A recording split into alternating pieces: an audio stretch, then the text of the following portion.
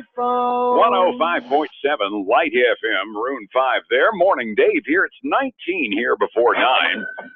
Life does go on, as we've been saying. The sun came up from behind the clouds this morning, and your finances are still quite active this morning. And that's always an understatement in today's atmosphere. Downtown Sebring, we go to the offices of Statler Financial Services. Phillip Statler standing by. Good morning, Phillip. It was a rough day yesterday, wasn't it? Yes, sir. It sure was. And our hearts goes out to those folks. And you know, it's going to be even worse today when we all find out what really happened.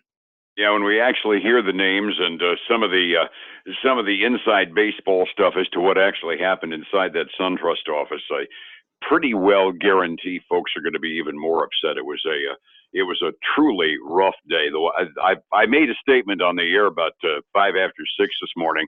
The thing that I really loved was on the social media. Every time I scrolled down my Facebook page, and somebody decided to try to turn this into a political statement, whether it's capital punishment, gun control, or anything. Most folks around Sebring and Highlands County have their perspective straight.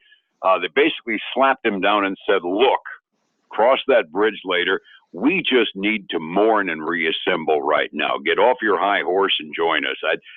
We got a perspective in a small town that big city folks just don't have, don't we? Well, we do. And, you know, Dave, I'll say this. It's not a political issue. It's a heart issue. And, you know, folks just need to get their hearts right, and this stuff would not be an issue. I tend to agree with you on that, with no issue whatsoever. On to what they pay us to talk about today, where the money is. Yesterday, we had kind of a pleasant surprise.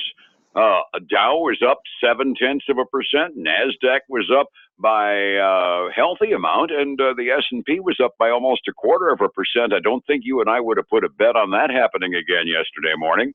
No, I really wouldn't have. And it was a volatile day. I mean, the S&P 500 did trade down into the red for a little while, and so did the NASDAQ. The only thing I think that stayed green probably all day was the Dow. But those two, the S&P and the NASDAQ, were able to finish in the positive territory. Yeah, we ended up green ink all the way across. In perspective, I mean, it wasn't a barn burner day. When we start talking about Dow levels in the 24,000 range, 171 points is a good day, but it's not a barn burner. But I was just pleasantly surprised to see us close in the green. And we ended up with some relatively good news as far as the unemployment claims on Thursday are concerned. It's kind of a two-part thing here.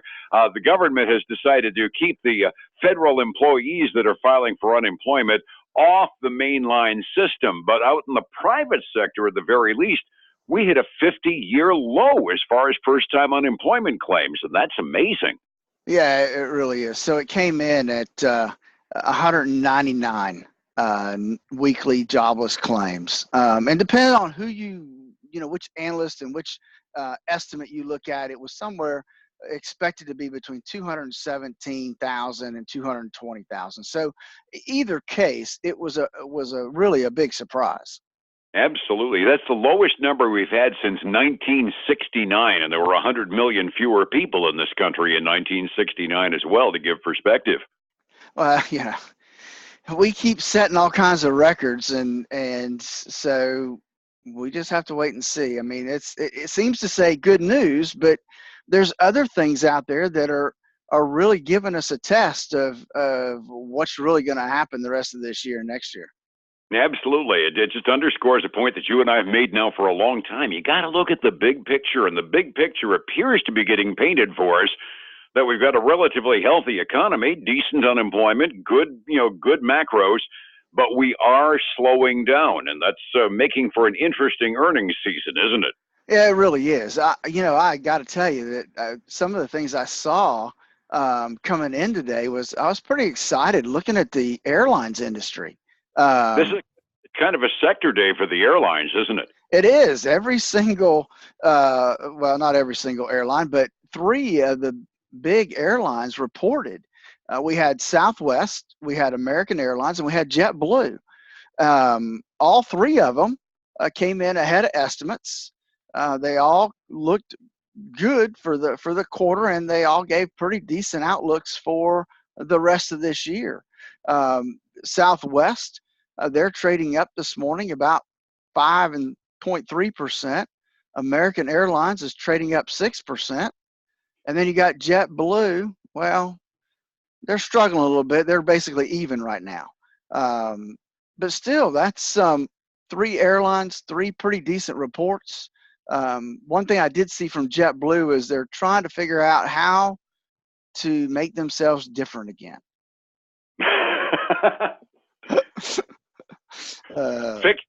Fix the airplanes, maybe? Would that help? Hey, the other one that we had we had a couple losers. Okay, so we had Ford Motor Credit, not Ford Motor Credit. Ford Motor came out. They missed by about 2 cents a share. Their global sales are having some issues right now, but they're trading up a little bit right now. Actually, about 0.25% before the market opens up. They're kind of in that middle range right now. The 52-week low is $7.41, and right now they're expected to open up about $8.36. Not too bad there. The other one that missed was McCormick, the spice company. Huh. Yep. Mm-hmm. They missed by about 3 cents a share. Revenue also missed a little bit, and they've downgraded their full year guidance. And McCormick's getting hit pretty hard today. They're down almost 11% this morning before the market opens up. I was going to say they were toward the top of my loser list, and when he told me it was only a 1 penny miss, I knew there had to be another shoe to drop there somewhere, because you don't fall 10% on a 1 cent miss. No. And then the last one I have that missed is the Las Vegas Sands, the casino. They missed by 7 cents a share, but revenue was also below the projections. They're having some issues again with that Macau area overseas and in the Asia area. And they're trading down 3.3% this morning. I was wondering if that was, again, overseas operations costing them. I'm starting to draw a picture here somewhere that the companies that have overseas operations are starting to feel a little bit of pain, which shouldn't be a big shock given the fact that we aren't getting along with other governments that well on the trading front lately.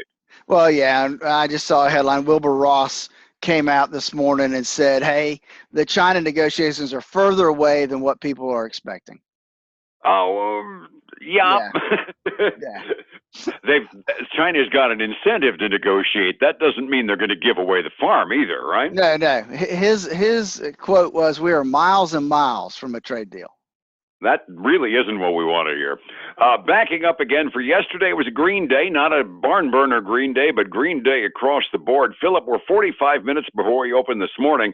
One sector looked relatively good anyway. Mixed bag for the rest of the reports this morning. What's that done to our markets 45 minutes early?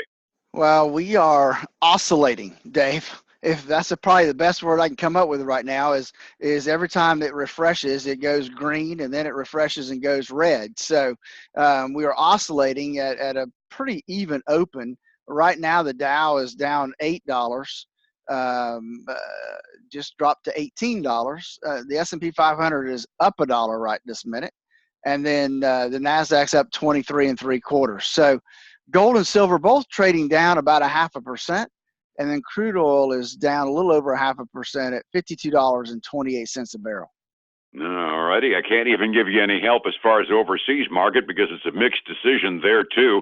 Japanese market's off a little bit this morning. Chinese markets, for the most part, up on the Asian rim.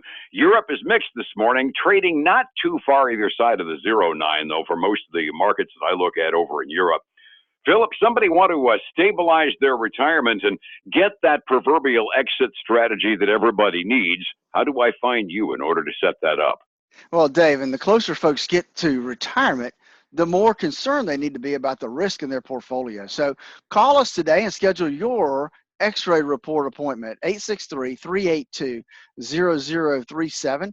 Follow us online at statlerfinancial.com. Follow us on Facebook, where we repost these morning little conversations you and I have at Statler Financial Services. And then every weekend, join us for the Statler Financial Radio Show, noon on Saturdays, 10 a.m. Sunday mornings on your sister station, News Talk 730.